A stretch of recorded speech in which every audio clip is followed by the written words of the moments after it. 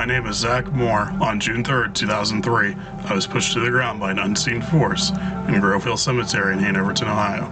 Over the last 17 years, I've dedicated a lot of time and effort into researching what we refer to as paranormal activity. Only recently did I decide to film a series featuring my investigations at some of my favorite locations, as well as some new ones.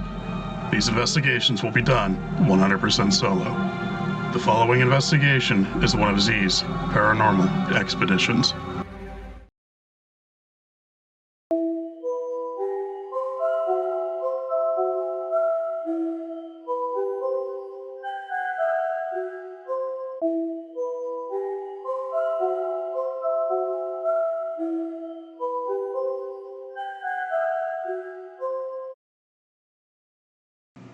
Sprucevale, Ohio was plotted in 1835 by the Hamilton brothers. Their names were Charles, James, Isaac, and Benjamin. This mill was constructed in approximately 1834, as was the canal. Much like Hanoverton in episode 1, Sprucevale was a big-time canal town. The one Hamilton brother, Charles, managed a store and the U.S. Post Office. Isaac ran a woolen factory. And at the height of Sprucevale, there were approximately 12 homes in the community. Now all that's left standing is this mill. Much like Hanoverton as well, the Sandy Beaver Canal became obsolete around 1852. And unfortunately, the Hamiltons saw the decline of their businesses and advertised the mill as being for sale. In the 1970s, this mill was restored completely by William Vaudrey, who recognized the historical value of this mill as well as the remaining area around it. As far as the actual history of Beaver Creek State Park goes, the history of human habitation dates all the way back to the Clovis culture about 10,000 years ago. Archaeological digs nearby have uncovered arrowheads, pottery, and knives that date back to these prehistoric Paleo-Indian people. The land in and around Beaver Creek State Park was inhabited by various Indian tribes. The last tribe to call home near here were the Mingo and Wyandots. The massacre of Mingo leader Logan's family nearby was the catalyst for Dunmore's War. The first permanent white settler in the area was John Quinn, a trapper who moved into the Little Beaver Creek area in 1790, who was soon followed by several more Anglo-American pioneers who cleared forests and established frontier farms throughout eastern Ohio. As far as the Sandy Beaver Canal itself, it did run through Hanoverton, Ohio, which was, again, episode 1. It ran 73 miles from Bolivar to the Ohio River at Glasgow, PA. It had 90 locks and was chartered in 1828 and completed in 1848. Without further ado, here is a short little investigation of Hamilton's Mill.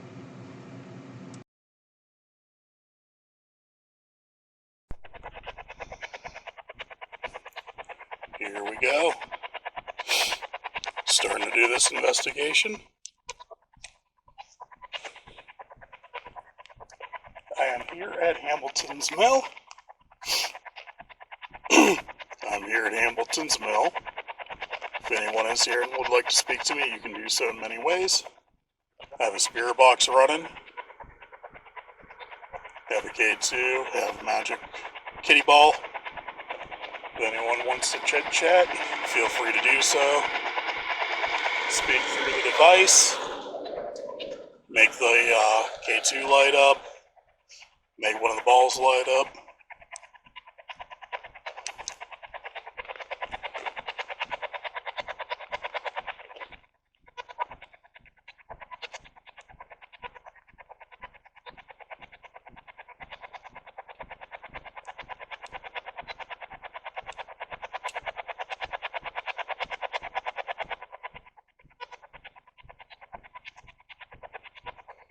Have a voice recorder going here too. So, for those that don't know, this mill was built a long time ago.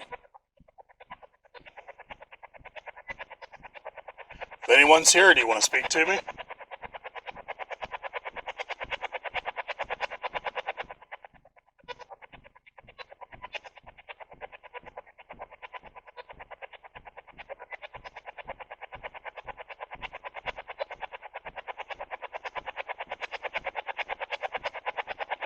My name's Zach. What's your name?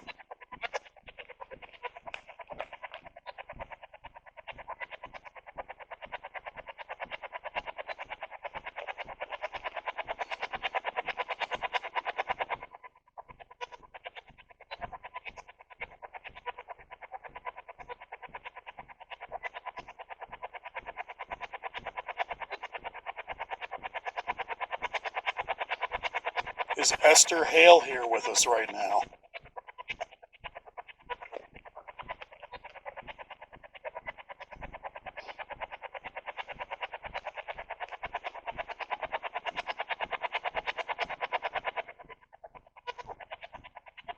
Yes, I'm doing this alone outside by myself. However, I am right next to a kind of busy street.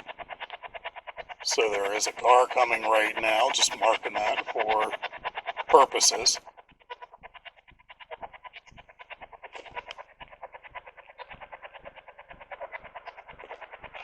Esther, if you're here, can you do something for me? Can you say your name? Figures.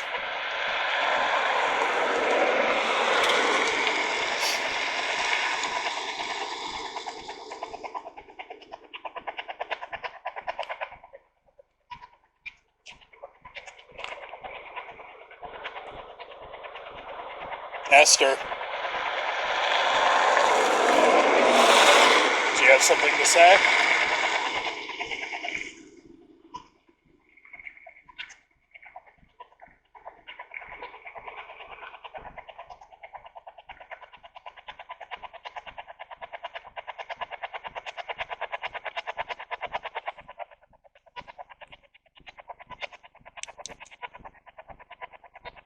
What if I go down into your mill?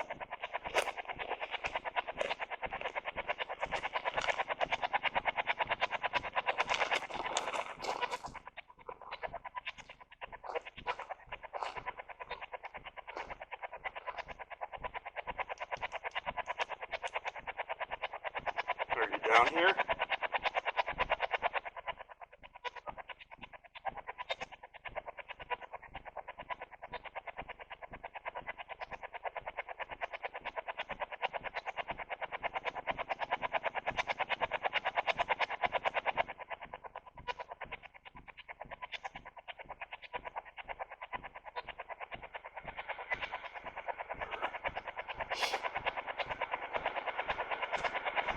What's your name?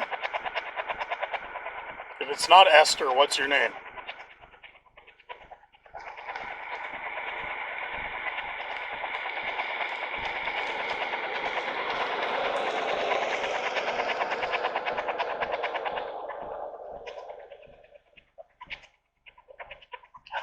All this traffic.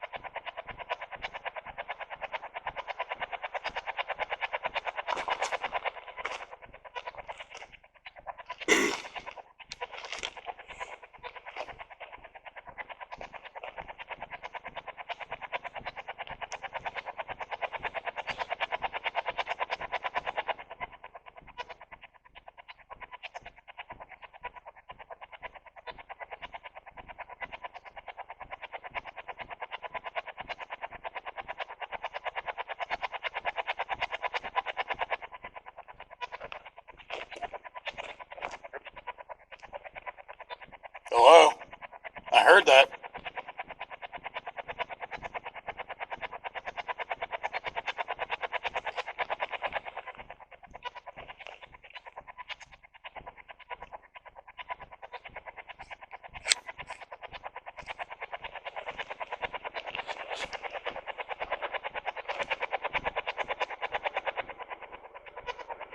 Can you say that again for me? Sounded like a man's voice.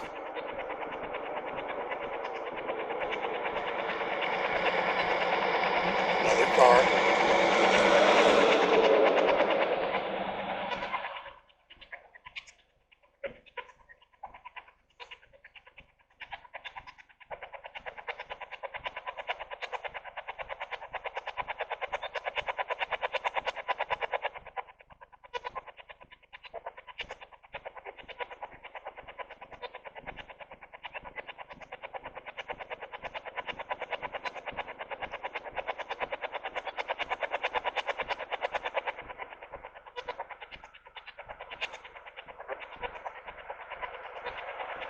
Alright, same voice came through.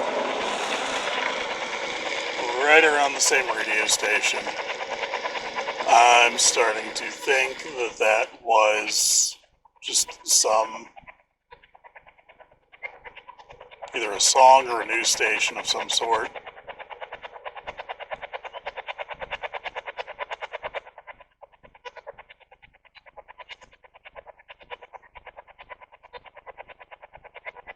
Because we are down in a holler in the hills of eastern Ohio.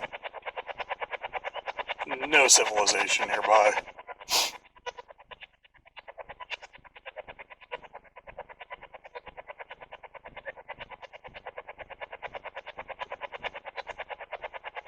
This used to be a booming town, though. This used to be called Sprucevale.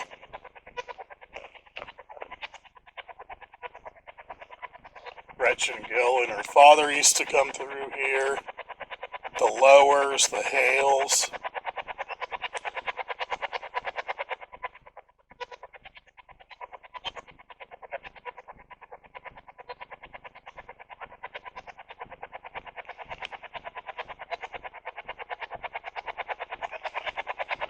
Alright.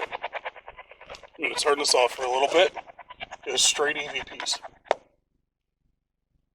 Alright.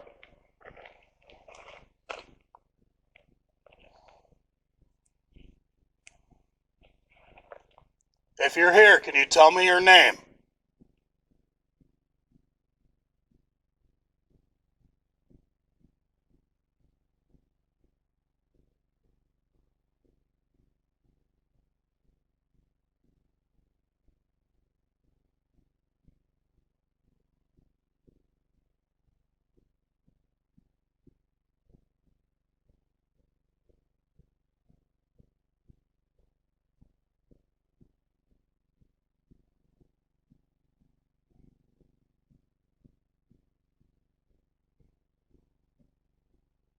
My name is Zach, obviously.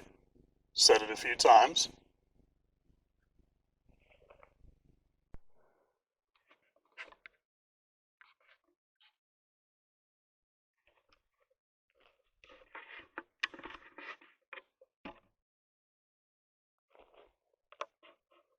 Alright. We're back online.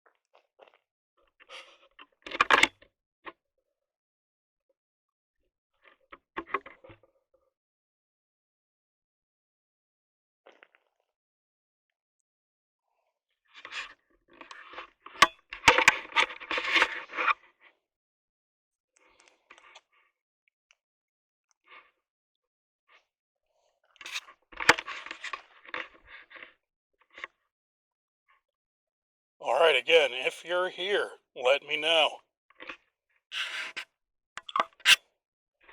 Tell me your name. Are you Esther?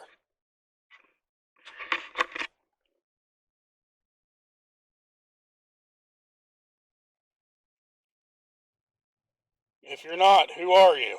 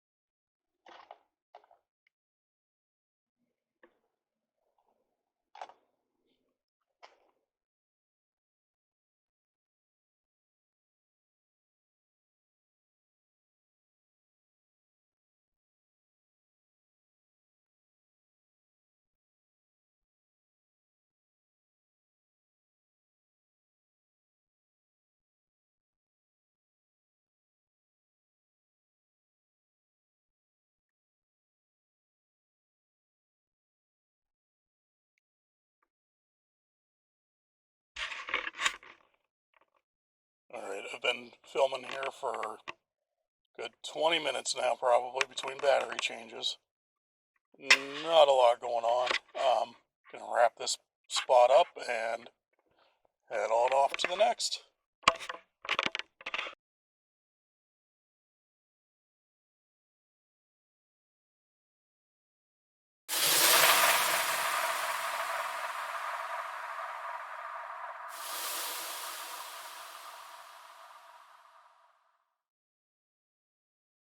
Alright, so here's the very long walk back to Gretchen's lock. It takes about 10 to 15 minutes. It's a good mile back in the woods.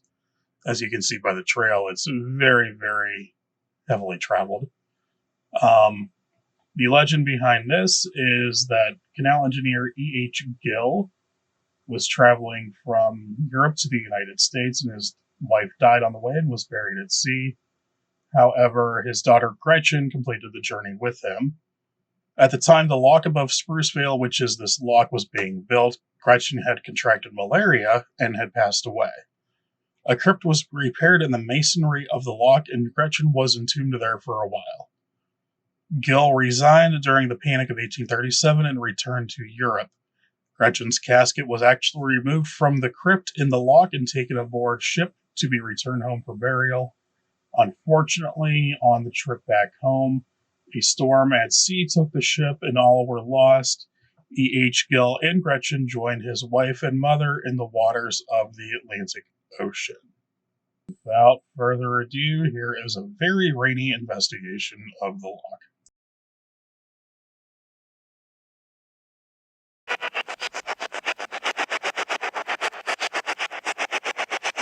Is there anyone back here right now who wishes to communicate?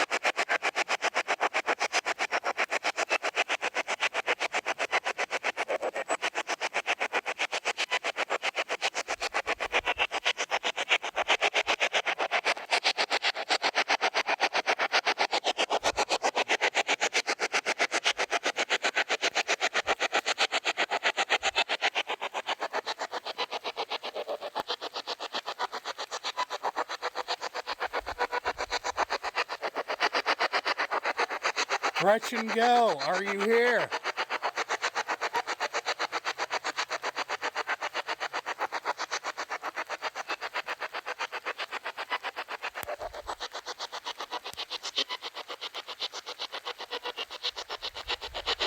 I think I heard you. You gotta speak up.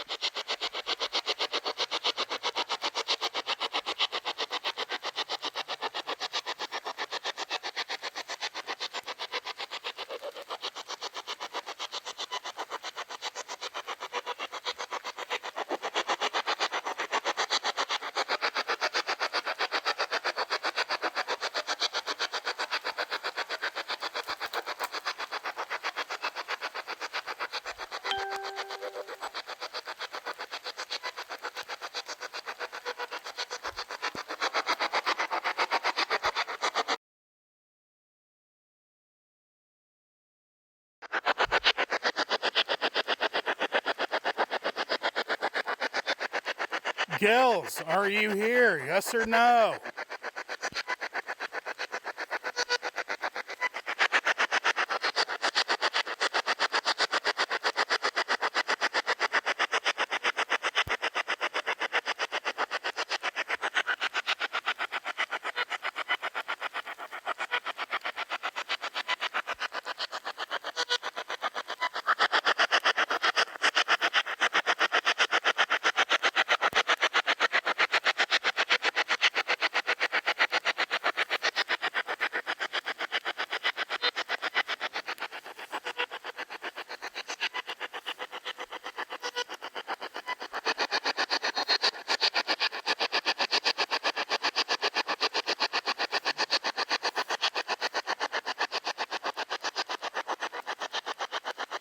Where were you buried in here? Show me, tell me. Alright, so I'm not getting anything from the spirit box. So I will switch to recording just on here. Whenever I use a spirit box, I always use AM forward, antenna down. A lot of times on FM, you will get radio stations. Even being down here, obviously in the middle of freaking nowhere. Gretchen, if you can hear me, speak through here. I can hear you whenever I play it back. Where are you?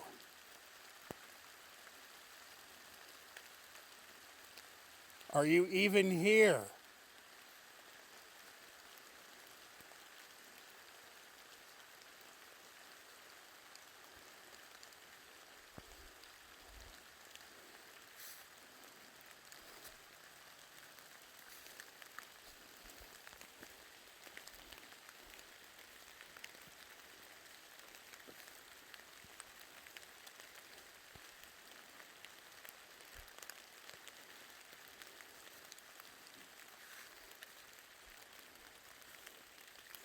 Man, you can tell how thick this was, too.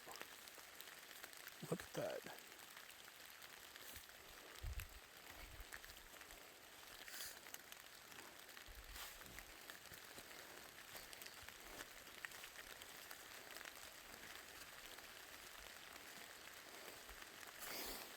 Alright, if I fall down, don't laugh at me. So as you guys can see during this entire experience, the weather was absolute dog crap. It was very rainy, it was very wet, and I did not properly plan this out whatsoever. This area is roughly a mile back in the woods, and I do not go back here after dark by myself. It's on state park property. We all know how gun laws can be. There's wildlife, there's alleged Bigfoot sightings back here. Matt Moneymaker from Finding Bigfoot actually had his first Bigfoot encounter at this state park in this area. So, as far as activity from this time, I listened to all of my recordings. I did not capture anything. Watched all of this again, did not capture anything. It was a very dark and dreary investigation with not a lot of activity at all. And I would like to add, too, that at night, there is activity here. We've experienced it many, many times personally. And I would like to say, too, it's very easy to tell what is an animal and what is not. This is right by the water. The creek is roughly maybe 10 feet away from the lock. And so EVP recordings are very difficult to legitimize, as well as audible sounds. However, we've gotten a lot of Phasmabox activity through here, as well as K2 spikes.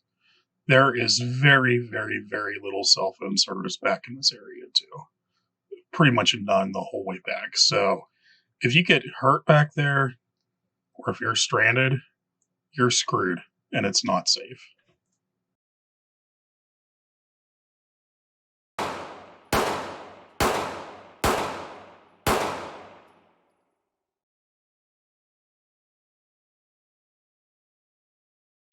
Charles Arthur Floyd, aka Pretty Boy Floyd, was actually killed here at Beaver Creek State Park on the old Ellen Conkle farm.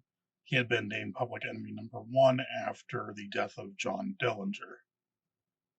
There are 3 different accounts of Pretty Boy Floyd's death. One given by the FBI, one by the other people in the area, and one by local law enforcement. The main account of his death is described as a cover-up by retired East Liverpool Police Captain Chester Smith stating that the FBI covered up his death because they didn't want it to be revealed that he was shot at point blank range after already being wounded. What I'm going to do, I'm going to try to contact the spirit of Charles Arthur Floyd.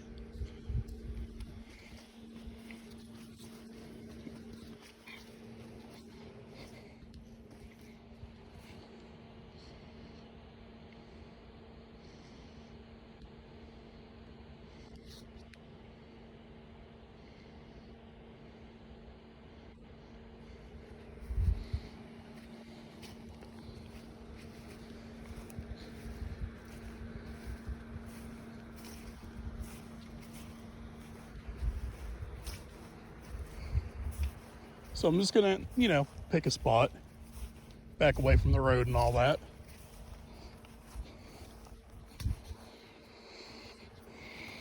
Ugh.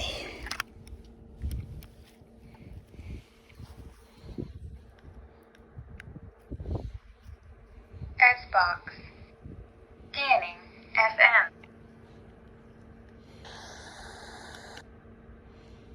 Scanning AM.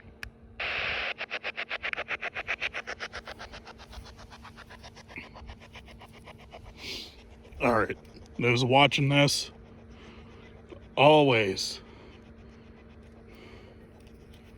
when you're going to record,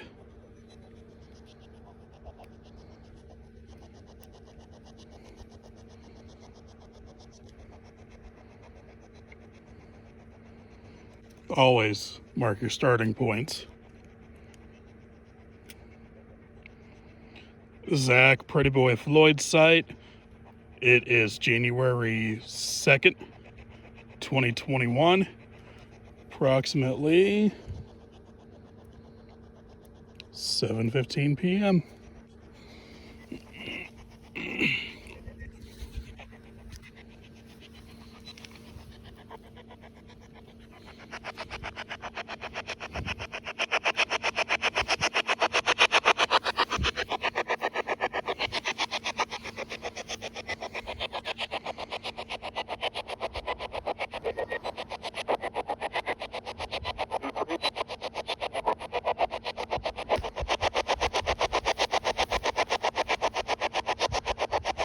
Giving this little bit of time to go through and scan it.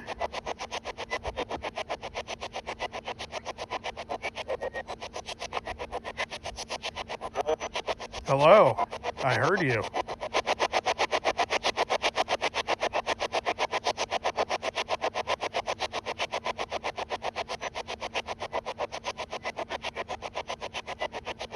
Charles, Pretty Boy Floyd, is that you?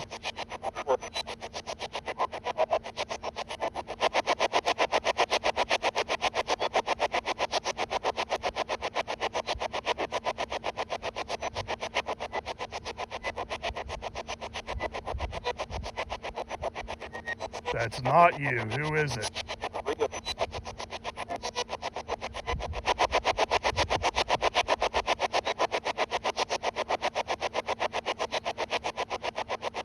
All right.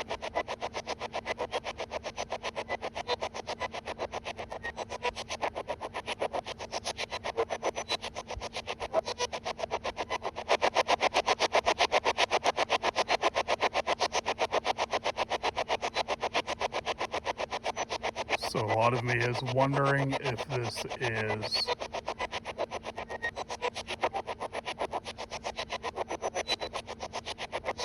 a radio station. However, it's not picking it up again. So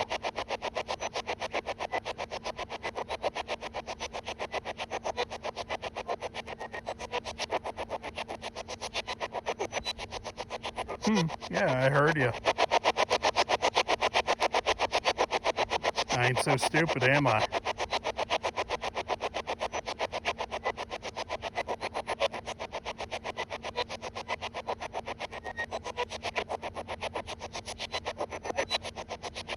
It's a radio station.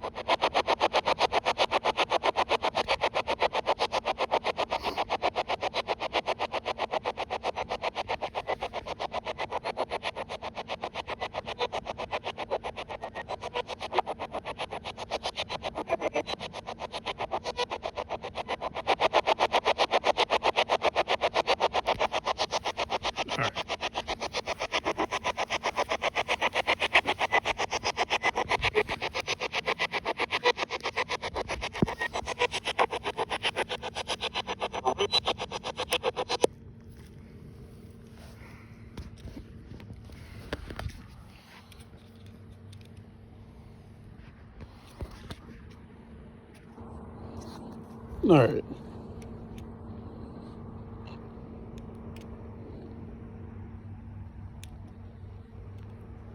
Do a quick little EVP session as soon as this car goes by.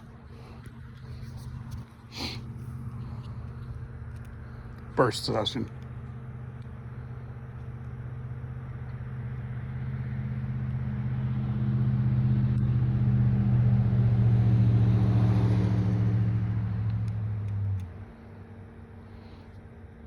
Zach, Pretty Boy Floyd spot, quick EVP burst session. Charles, Mr. Floyd, if you're here, can you give me a sign of your presence?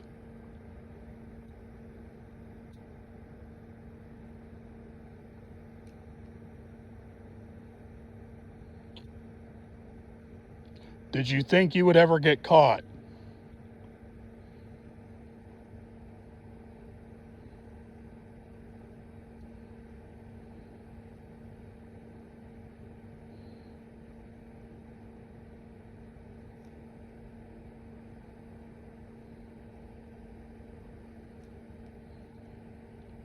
Why this area?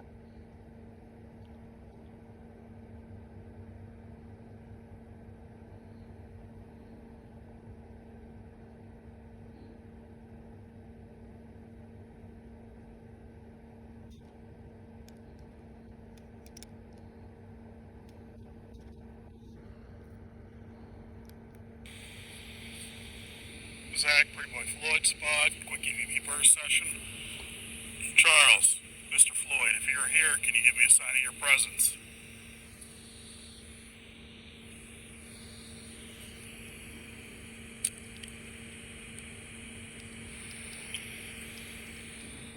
Did you think you would ever get caught?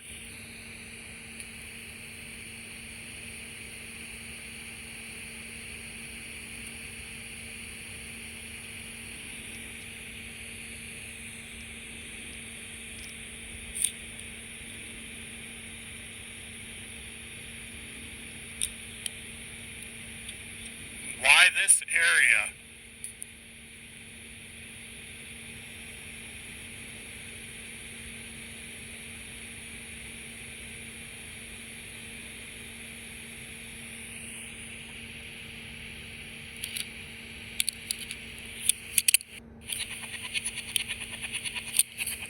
Voice recorder here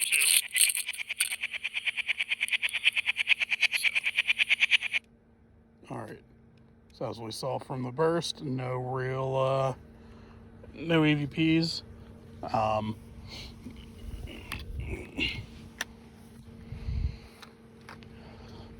So again, it's what it is. But still, hey, the history in this area.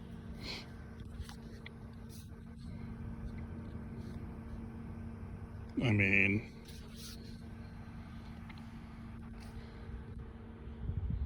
while there's pretty much nothing up here, that's just reflection of a sign. Still, there's all sorts of history in this little part of the state of Ohio and part of the country. Yeah, this was just a quick little pilot episode to get everyone's feet wet as to what I'm gonna do. A lot of classical investigating, a lot of history involvement, stuff like that. So, on to the next stop. So after a lot of inconclusivities, I came back another night and ran Phasmabox for a while. And this is what I ended up capturing.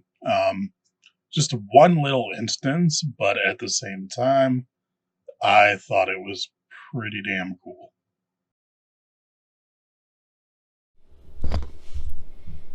Mr. Floyd, are you here?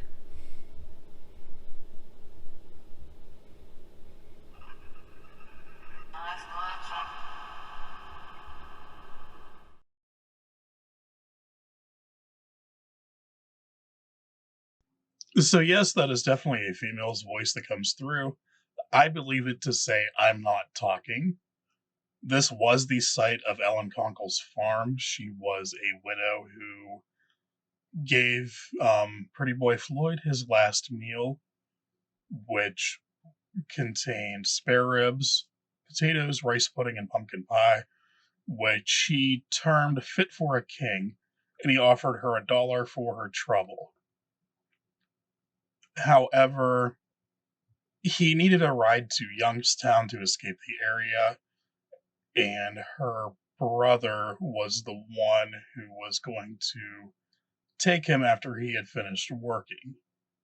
He sat in the front seat of the Model A until he returned. When they started to leave, they noticed that two patrol cars had approached the farm, and ultimately that is when Pretty Boy Floyd met his demise. However, could this very well be Ellen Conkle saying that she isn't talking about what she did or how she helped Floyd? That's hard to say. Hey guys, thanks again for watching. Greatly appreciate it. Stay tuned for episode 3, which will be released on the 27th at 8 p.m., titled Standing Tall After Death, shot at Fairfield County Infirmary. I hope you enjoyed all of my episodes. Like, subscribe, share, and as always, be a good person.